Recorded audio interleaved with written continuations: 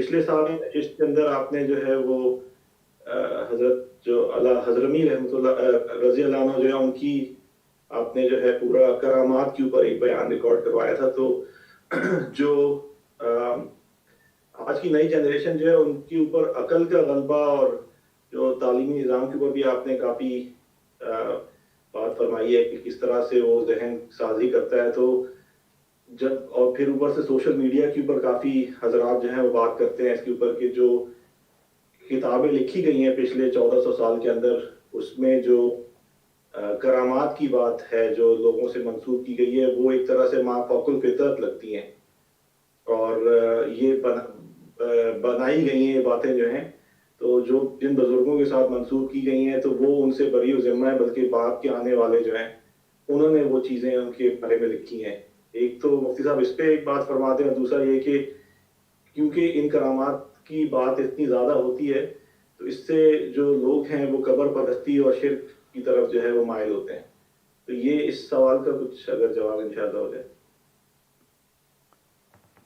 دیکھیے خالد صاحب، جہاں تک تعلق ہے کرامات کا،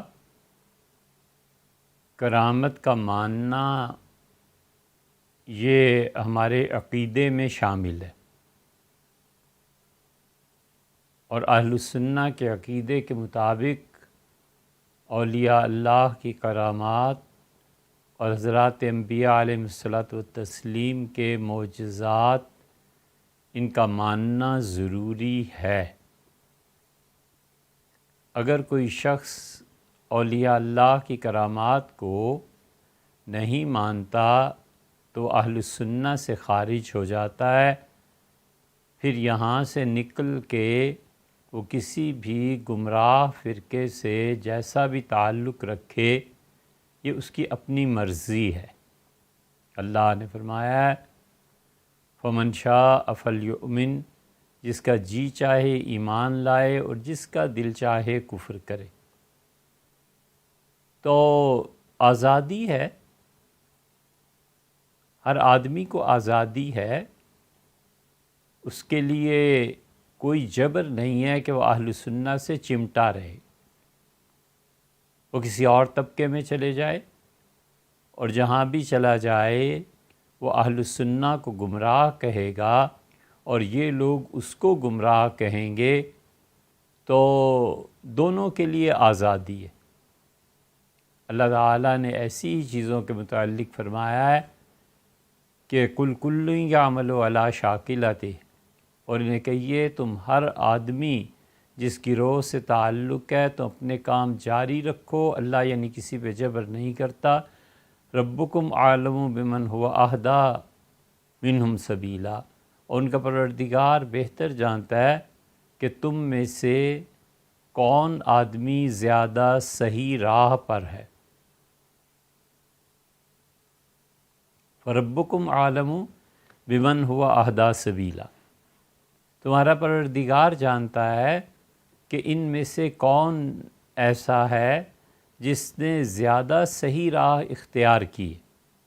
اس سے کوئی حرج نہیں، لیکن یہ نہ کہیے کہ آپ کرامتوں کو بھی نہیں مانتے پھر بھی آپ اہل السنہ میں سے ہیں، آپ معجزات کو بھی نہیں مانتے پھر بھی آپ مسلمان ہیں. آپ معجزات میں قرآن کریم کی جو آیات ہیں ان آیات کو اس طرح سے پھیرتے ہیں جس طرح معتزلہ اس کا جواب دیا کرتے تھے، یا آخری زمانے میں سر سید احمد خان اور ان کے مکتبہ فکر نے. آپ اس کو اختیار کر لیں، مگر یہ تو کم سے کم نہ یہ کہیں کہ امت نے ان چیزوں کو اختیار کیا ہے، یا اہل السنہ کی یہ رائے. دوسری بات یہ ہے کہ عقل نہیں مانتی تو عقل کو علم بھی چاہیے. جو لوگ بھی کرامات کا انکار کرتے ہیں ان کا اختلاف رائے خواہ ہم اپنی سر آنکھوں پر رکھیں اور بہت محبت اور تعلق سے ان کا جواب دیں، لیکن بھیا پڑھیے. اگر آپ نے پڑھا نہیں ہے، حتیٰ کہ آپ کو قرآن کریم کا ترجمہ بھی نہیں آتا، تو مہربانی کر کے اس راہ کو چھوڑ دیں۔ یہ اسی طرح سے ہے جیسے کوئی مولوی صاحب، انہوں نے ایک دن میڈیکل کالج کا منہ نہیں دیکھا اور وہ شہر میں مکتب کھول کے اور کلینک کھول کے بیٹھنا چاہیں تو کوئی نہیں مانے گا۔ اسی آپ پڑھیے، اور آپ کو کوئی اور معلوم نہیں اجازت دے یا نہ دے، جو لوگ کرامات کو نہیں مانتے اور عقل کے غلبے کی وجہ سے وہ انکار کرتے ہیں، ہم ان کی خود رہنمائی کرتے ہیں۔ ہم خود عرض کرتے ہیں کہ آپ ابن رشد کی مباحث پڑھیے، سر سید کی مباحث پڑھیے، معجزات پر مستقل کتابیں کی گئی ہیں انہیں پڑھیے، پرویز کو پڑھیے، اور عبد الجبار معتزلی ان کی زبردست کتابیں آئی ہیں ان کو پڑھیے۔ ان سب کو ہم گمراہی کے پیشوا سمجھتے ہیں اس باب میں کہ یہ کرامات کا انکار کرتے ہیں۔ ہم سمجھتے ہیں کہ کرامات کے باب میں یہ سب گمراہ تھے۔ آپ انہیں پڑھیے تاکہ آپ کے مسلک کو تائید ملے، آپ کو پتہ چلے کہ کن بنیادوں پر انکار ہوتا ہے۔ آپ نے وہ بھی تو نہیں نہ پڑھا، مصیبت تو یہ بھی ہے۔ ابن رشد کو آپ نہیں جانتے کہ اس سے کیا لکھا ہے۔ فلاسفہ بہت سے کس شد و مت سے کرامات کو عقلی توجیحات پر پرکھتے تھے، اور پھر جب آپ یہ پڑھ لیں کہ آپ کو پتہ چلے کہ ہم اہل سنہ کیوں انہیں گمراہ کہتے ہیں، تو پھر یہ ضروری ہے کہ آپ اپنی عاقبت بچانے کے لیے اس کے برعکس جو اس کے اسبات پر لکھا گیا ہے وہ پڑھیے۔ حضرت مولانا بدر عالم صاحب میرٹھی رحمۃ اللہ علیہ نے ترجمان السنہ لکھی ہے، اسے ہی پڑھ لیجئے۔ اور حضرت مولانا محمد قاسم نانوتوی رحمۃ اللہ علیہ نے جب میلہ خدا شناسی میں تقریر کرتے تھے اور حقانیت اسلام کی بیان کرتے تھے، اس لٹریچر کو آپ پڑھ لیجئے تاکہ آپ فیصلہ تو کر پائیں نا کہ دونوں طرف کہاں پہ وزن ہے اور کس کو قبول کرنا چاہیے۔ یہاں پر پہنچ کے عقل یہ نہیں مشورہ دیتی کہ صرف ایک طرف کی سننا یا بالکل نہ سننا، محض فیشن میں انکار کر دینا، یہ بھی کوئی وزن رکھتا ہے۔ اس لیے بھیا دونوں کو پڑھ لیجیے۔ تیسری بات یہ آپ سے عرض کریں کہ کرامات ہمارے نزدیک بالکل ہیں، اگر وہ عقل میں نہیں آتی اور آپ سمجھتے ہیں کہ یہ سب گمراہی کی باتیں ہیں، تو پھر بہت بڑی گمراہی قرآن کریم میں بھی ہے۔ معاذ اللہ، قرآن بار بار یہ بات بیان کرتا ہے کہ سیدنا مسیح علیہ السلام کا وجود بغیر باپ کے اس دنیا میں وہ آئے، اور یہ اتنی بڑی چیز ہے کہ ان سے پہلے بھی کبھی ریکارڈڈ ہسٹری میں یہ واقعہ نہیں ہوا اور قیامت تک نہیں ہوگا۔ اللہ کا امر ہے، اس گمراہی کو کہاں لے جانے کا ارادہ ہے؟ اور وہ تو وہ رہے، ان کی والدہ ماجدہ کا بھی یہی حال تھا۔ ہے کوئی عقل کی بات کہ ایک بچی ہے اور وہ نماز پڑھ رہی ہے ایک حجرے میں، اور اس کے خالو اس کے پاس آتے ہیں اور وہ حیران رہ جاتے ہیں کہ ایسے موسم کے پھل وہاں پڑے ہوئے ہیں، موسم ہی نہیں۔ دسمبر میں کسی جگہ تازہ آم مل جائیں ایک بچی کے حجرے میں، تعجب نہیں ہوگا؟ سوچنے کی بات ہے نا۔ تو انہوں نے پوچھا کہ انا لک ھذا، یہ تمہیں کہاں سے پھل ملتے ہیں؟ قالت هو من عند اللہ، اس سے کہا یہ اللہ کی طرف سے آتے ہیں۔ یہ اس سے بھی بڑی گمراہی ہے، اور یہ اہل سنہ ہی کہتے ہیں کہ جو اللہ بغیر موسم کے اس بچی کو پھل دکھا سکتا ہے، کھلا سکتا ہے، یہ اس کو بتا رہا ہے کہ دنیا میں عادی اسباب جو اولاد کے لیے ضروری ہوتے ہیں تم ان اسباب اور وسائل کے علاوہ ہی ماں بن جاؤ گی۔ اللہ پر کامل یقین ہے کہ جس طرح وہ اس بچی کو وہاں اس حجرے میں رزق دے رہا ہے، اسی طرح اس سے اولاد بھی دے دی۔ اس سے بھی بڑی گمراہی ہے، معاذ اللہ، استغفر اللہ۔ اس قرآن کو کہاں لے جانا ہے؟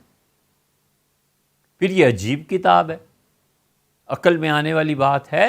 کوئی آدمی اٹھ کے کسی بچے کو قتل کر دے اور اس سے کوئی پوچھے کہ تم نے قتل کیا، وہ کہ اللہ نے حکم دیا، اور پھر کوئی پوچھے بھی نہ، اور پھر اس پہ ایمان لانا بھی ضروری ہو جائے، اور قرآن یہ کہے کہ ہم نے اسے علم دیا تھا، علمناہ من لدنا علما، اور ہم نے اسے علم عنایت کیا تھا۔ یہ اچھا علم خدا نے ایک پیغمبر یا ولی کو عنایت کیا تھا کہ جا کے بچہ مار دیا، ایک کشتی توڑ دی، ایک دیوار بغیر مزدوری لیے اس کو چن دیا، اور حالت یہ ہے کہ ان لوگوں نے اسے پیسہ بھی نہیں دیا۔ یہ سب بے عقلی کی باتیں نہیں ہیں؟ آپ سوچیں نا، ابن رشد بھی یہی کہتے ہیں، جن اقوام پہ اللہ تعالیٰ نے پتھر برسائے، ابن رشد نے بھی لکھا ہے، اس نے کہا خدا کا کوئی ایسا عذاب نہیں تھا، وہ تو اصل میں زمین اس وقت اس سیارے کی زد میں آ گئی تھی اور اوپر سے پتھر برسے تھے۔ عجیب بات ہے، نہ اس کے بعد کبھی یہ ہوا، اور نہ آج تک کبھی ہوا، اور نہ قیامت تک شاید کبھی بھی ہوگا کہ آسمان سے مسلسل پتھر برسیں، اور قرآن کہتا ہے کہ مسومۃ عند ربک، تیرے پروردگار نے ان پتھروں کو نامزد کر دیا تھا کہ کسے جا کر کون سا پتھر لگے گا،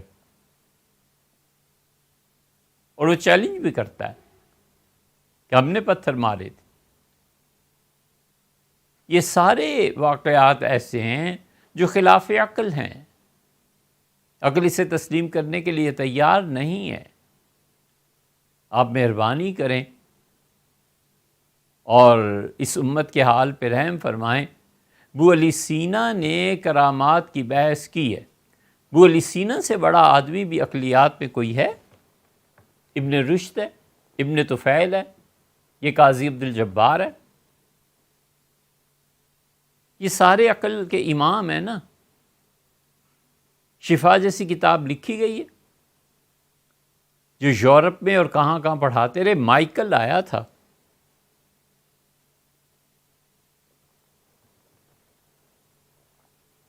لندن سے ابو علی سینا سے پڑھنے کے لیے، اسپین سے اس نے عربی سیکھ لی تھی، اور یورپ کیا جانتا تھا کہ علم کیا چیز ہے۔ اس لڑکے نے جب چیزیں یہ پڑھیں تو اس نے سوچا ان مسلمانوں سے تعلیم حاصل کرنی چاہیے، اور اس نے یہ تعلیم حاصل کی، اور اس نے جا کر، چونکہ لاطینی یا کوئی اور زبان جو وہ بولتا تھا، اس کے علاوہ ایک زبان تھی وہ نہیں جانتا تھا، اور پھر اس نے عربی سے ترجمہ کیا، اور ترجمے کے بعد یہ ابو علی سینا اور یہ ارسطو وغیرہ کی تعلیمات وہاں پھیلیں، یہ سب کچھ ہوا، اور شفا کو منتقل کیا گیا، اور آکسفورڈ کے نصاب میں رہی ہے۔ یورپ اور فرانس میں 400 سال تک یہ لوگ اسے پڑھتے رہے ہیں، حتیٰ کہ جا کر پابندی لگائی ہے پوپ اور چرچ نے کہ یہ کتاب نہ پڑھو، گمراہ ہو جاؤ گے۔ وہی ہے شفا، اور یہ چیزیں آپ ذرا دیکھ لیجئے، اس میں ابو علی سینا جیسا عقل کا مارا ہوا آدمی جو ہر بات کو عقل پہ پرکھتا ہے، جب آخر پہ آیا ہے نا شفا میں، تو اس کا سارا باب آپ پڑھ لیجئے، وہ کہتا ہے روح اور اس سے متعلقہ چیزیں اور خواب اور اولیاء اللہ کے الہامات، اس کا انکار نہیں کرنا چاہیے، کیونکہ روح کا عالم برزخ اور عالم ارواح سے تعلق زندہ روح کا، اور وہ روح جو جا چکی ہے اس کا انکار ممکن نہیں ہے، آ کے پھنس گیا ہے۔ تو اسی کرامتوں کا انکار کیسے کیا جا سکتا ہے؟ آپ کو اس ایک انکار کے لیے کتاب و سنت کا انکار کرنا پڑے گا۔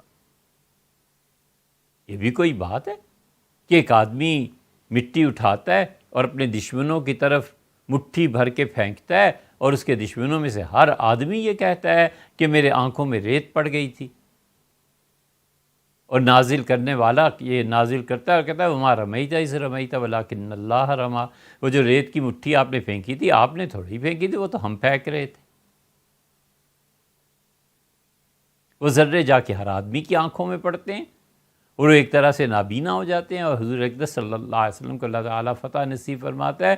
اللہ نے انسان کے فعل کو اپنی طرف منسوب کیا ہے، اپنے ساتھ نسبت دی ہے۔ اسی لیے علامہ اقبال نے کہا کہ ہاتھ ہے اللہ کا، بندہ مومن کا ہاتھ۔ تو مومن کے ہاتھ پر اس کی تعظیم اور عزت کے اظہار کے لیے، اور اپنے قرب کے اظہار کے لیے، اور لوگوں کو سمجھانے کے لیے کہ جسے تم کھوٹا سکہ سمجھ کے نالی میں پھینک رہے ہو، یہ ہیرا ہے جو کم خواب میں لپیٹنے کے قابل ہے، تم کر کیا رہے ہو؟ تو اس لیے کرامتوں کا انکار عقلاً بھی ممکن نہیں۔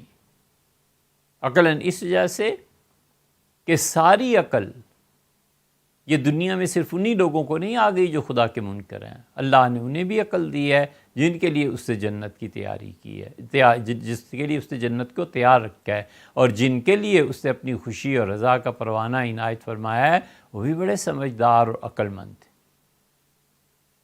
آپ کا کیا خیال ہے؟ ابن قیم اور ابن تیمیہ رحمہ اللہ، اگر آپ نے انہیں پڑھا ہو تو کیا ان لوگوں میں کوئی عقل نہیں تھی؟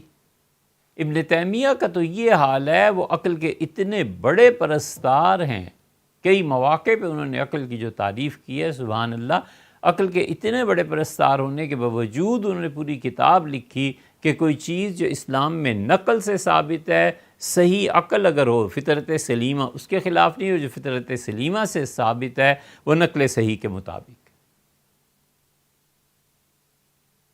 تو یہ کرامات کا انکار کیسے کر لیں؟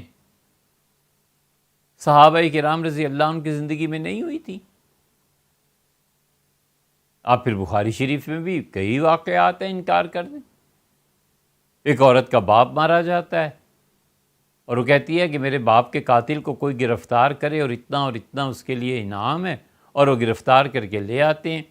بڑے باپ کی بیٹی تھی، بڑا قبیلہ تھا، ان کے ذاتی جیل خانے تھے، جیسے بلوچستان۔ تو اس نے اس کو قید میں ڈال دیا، اور جب مسلمان ہوئی ہے تو کہتی ہے کہ میں حیران تھی کہ جب بھی میں اس کے پاس جاتی تھی، ذاتی جیل خانہ ہمارا، میں اس کے پاس پاتی تھی پھل ایسے جو بے موسم کے۔ تو میں نے اس سے پوچھا ہی تمہیں پھل کون دے کے جاتا ہے؟ اس سے کہا اللہ کی طرف سے آتے ہیں۔ وہ کہتی ہے خدا کی قسم اس وقت پورے مکہ میں وہ پھل نہیں ملتا تھا جو پھل اس کو دیے جاتے تھے۔ میں حیران تھی کہ اس کے پاس یہ چیزیں کہاں سے آتی۔ آپ کس چیز کا انکار کریں گے؟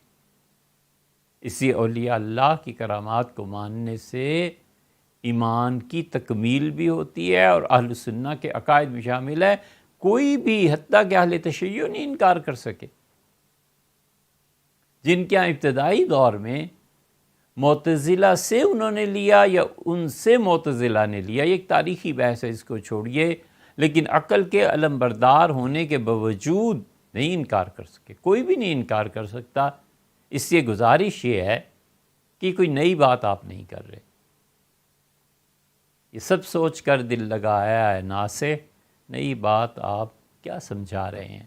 یہ ساری مباحث لد چکی، گزر چکی، پرانی ہو گئیں۔ تو اس لیے آپ بولی سینا کو پڑھیں، ارسطو کو پڑھیں، اور کرامت اور معجزے کے ہونے نہ ہونے کے اسباب اور دلائل کو پڑھیں، اور پھر آپ کو پتہ چلے گا کہ اصل میں قصہ کہاں ہے اور شروع کہاں سے ہوتا ہے۔ ہم تو اہل سنہ کے بنیادی عقائد میں سے سمجھتے ہیں کہ حضور اقدس صلی اللہ علیہ وسلم اور تمام قدیم انبیاء علیہ السلام سب کے سب معجزے والے تھے۔ اللہ نے سب کے معجزات کا ذکر کیا ہے قرآن کریم میں، جو اس نے روشناس کرائے ہیں، سوائے حضرت ہود علیہ السلام کے، کہ ان کا کوئی معجزہ خدا نے ذکر نہیں کیا، باقی خدا نے ہی ذکر کیے ہیں یہ معجزات۔ اور اولیاء اللہ کی کرامات یہ بھی اللہ ہی نے ذکر کی ہیں۔ تو پہلے سوچ لینا چاہیے کہ خدا کی کتاب سے کیسے انکار کریں گے۔ اب یہ بھی کوئی تک ہے کہ اللہ تعالیٰ نے فرمایا کہ فَاضْرِب بِهِ موسیٰ علیہ السلام سے کہ تم اپنے اس عصا کو مارو پتھر پہ، فَانْفَجَرَتْ مِنْهُ اثْنَتَا عَشَرَةَ عَيْنًا، اور اس سے 12 چشمے پھوٹیں گے۔ وہ پتھر اب تک ہے، نکل آیا کھدائی سے، جس میں 12 چشموں کے نشانات ہیں، اور اس چشمے سے بنی اسرائیل کے اس پتھر کے چشموں سے بنی اسرائیل کے 12 قبائل کو الگ الگ پانی دیا گیا۔ مولانا عبد الماجد دریابادی مرحوم نے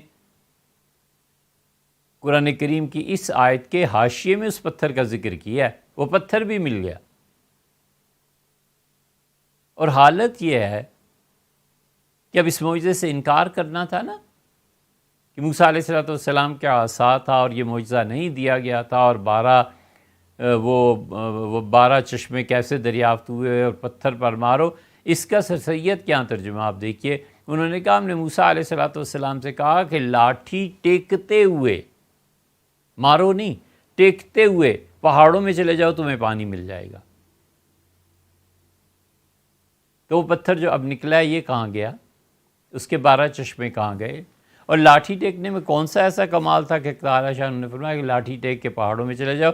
یہ صرف فرما دیتے کہ پہاڑوں میں چلے جاؤ، تو پہاڑوں میں جانے کے لیے ایک ایسا شخص جس کی جسمانی قوت زیادہ ساتھ نہ دے، اسے ظاہر ہے کہ لاٹھی کا استعمال کرنا ہے، یہ عقلاً ہے۔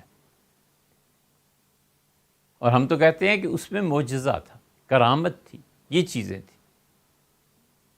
اب یہ معجزات کی تعویل ہو رہی ہے، ایک ابن رشد کی بتا دی، ایک آپ کو سر سید کی بتا دی، بہت چیزیں ایسی ملیں گی کہ پڑھ کے ہنسی آتی ہے کہ کم سے کم اتنا ڈھنگ تو ہونا چاہیے تھا کہ آدمی بات لکھتا یا کرتا تو خود اس کی بات عقل کے خلاف نہ ہوتی۔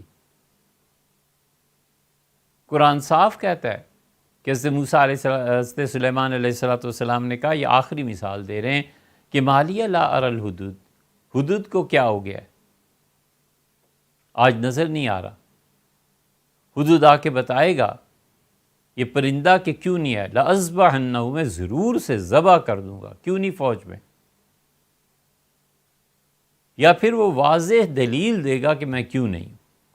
اور قرآن اس سے پہلے کہتا ہے کہ علمنا منطق الطیر، سلیمان علیہ السلام بولے اور انہوں نے کہا لوگوں ہمیں پرندوں کے بولیاں سمجھنے کا ملکہ اللہ نے عنایت فرمایا ہے۔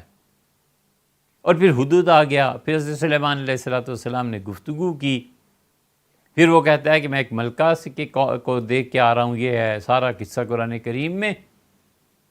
اور لطف کی بات تو آگے ہے، جن پہ عقل کا غلبہ تھا۔ سر سید نے لکھا کہ حدود جو تھا وہ اصل میں سالہ لگتا تھا اس کا، کسی بڑے سردار کا کہ کس کا، اب تو مدت ہوئی پڑھے ہوئے بھی، تو حدود جو تھا وہ ایک آدمی کا نام تھا، اس آدمی نے سارا کچھ حضرت سلیمان علیہ السلام کو بیان کیا ہے۔